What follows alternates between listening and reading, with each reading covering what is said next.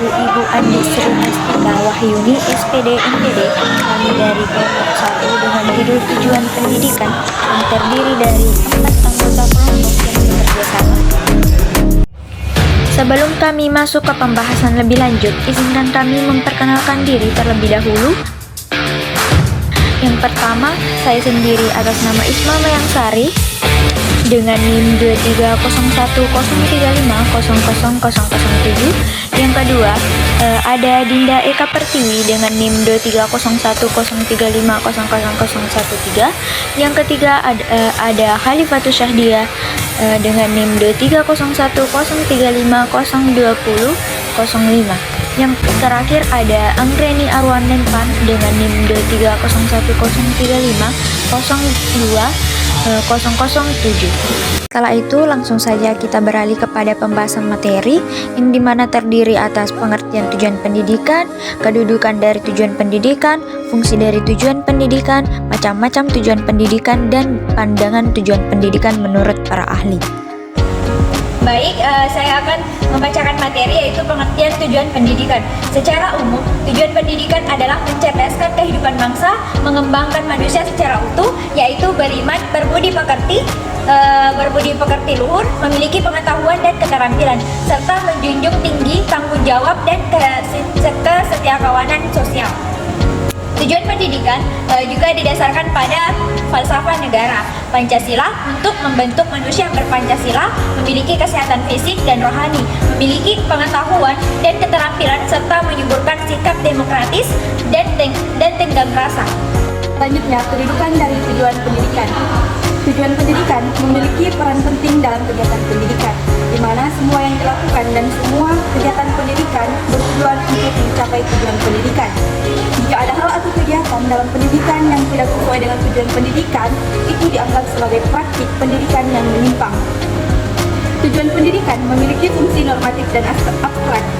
Tujuan pendidikan juga menjadi fokus utama dalam penyelenggaraan pendidikan. Baik, selanjutnya yaitu fungsi tujuan pendidikan. Yang pertama itu mengarahkan, memberikan orientasi dan membenarkan ke arah mana sementara pendidikan diselenggarakan sebaik-baik.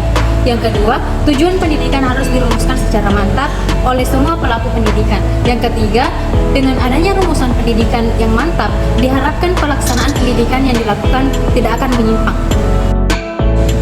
Dalam Suwarna 1992 dan menurut Angel Lanchfeld, ada beberapa macam tujuan pendidikan. Di antaranya, yang pertama itu tujuan umum. Tujuan umum ialah tujuan yang menjiwai pekerjaan mendidik dalam segala waktu dan keadaan. Tujuan umum ini dirumuskan dengan memperhatikan hakikat kemanusiaan yang universal. Menurut Lanchfeld, tujuan umum pendidikan adalah kedewasaan. Tujuan umum dalam pembelajaran fisika adalah mengembangkan pemahaman dan keterampilan siswa dalam konsep fisika serta mendorong aplikasi pengetahuan tersebut dalam kehidupan sehari-hari. Tujuan ini mencakup pengembangan pemahaman tentang hukum-hukum fisika, konsep-konsep dasar, dan penerapannya dalam konteks dunia nyata. Yang kedua, tujuan khusus. Tujuan khusus diartikan sebagai suatu pengkhususan dari tujuan umum. Seperti disebutkan bahwa tujuan umum kedewasaan adalah universal. Tujuan khusus dalam pembelajaran fisika dapat meliputi penguasaan siswa terhadap konsep-konsep fisika yang lebih spesifik, seperti gerak, gaya, energi, listrik, dan magnetisme. Tujuan ini juga dapat mencakup pengembangan keterampilan siswa dalam mengamati, mengukur, menganalisis data, dan merumuskan hipotesis dalam konteks fisika. Yang ketiga itu tujuan tak lengkap atau tak sempurna.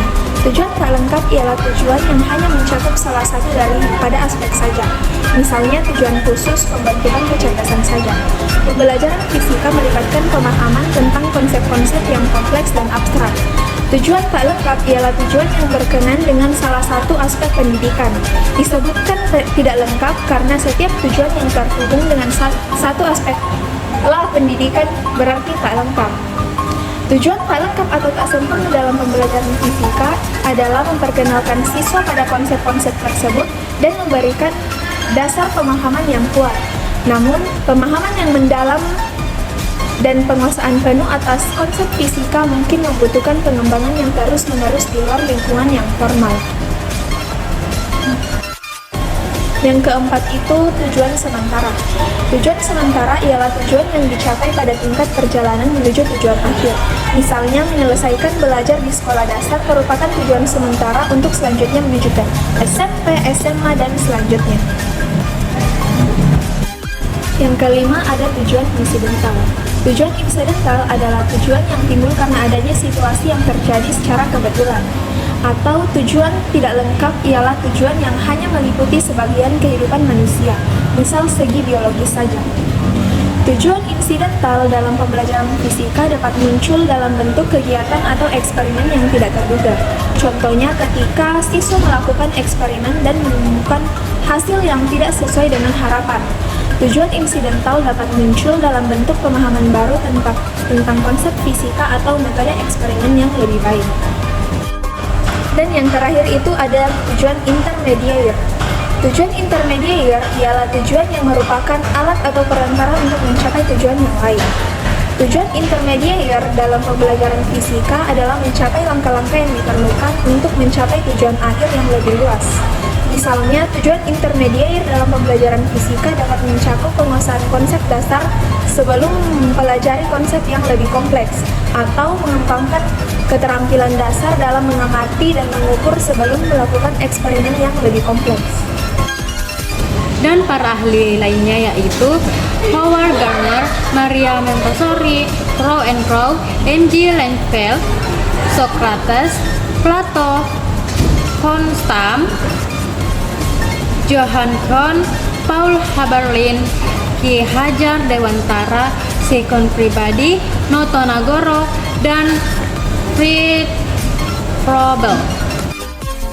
Nah, itulah tadi pembahasan dari materi kami, sehingga kami dapat menyimpulkan bahwa pendidikan adalah usaha manusia untuk meningkatkan ilmu pengetahuan dari lembaga formal dan informal. Tujuannya adalah mengembangkan potensi peserta didik menjadi manusia yang beriman, berakhlak mulia, serta berilmu, cakap, kreatif, mandiri, serta warga negara yang demokratis dan bertanggung jawab.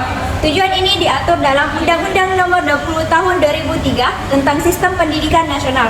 Tujuan pendidikan mencakup tujuan umum, tujuan khusus, tujuan tak lengkap, tujuan insidental, dan tujuan intermediate. Baik, itulah kesimpulan dari kami.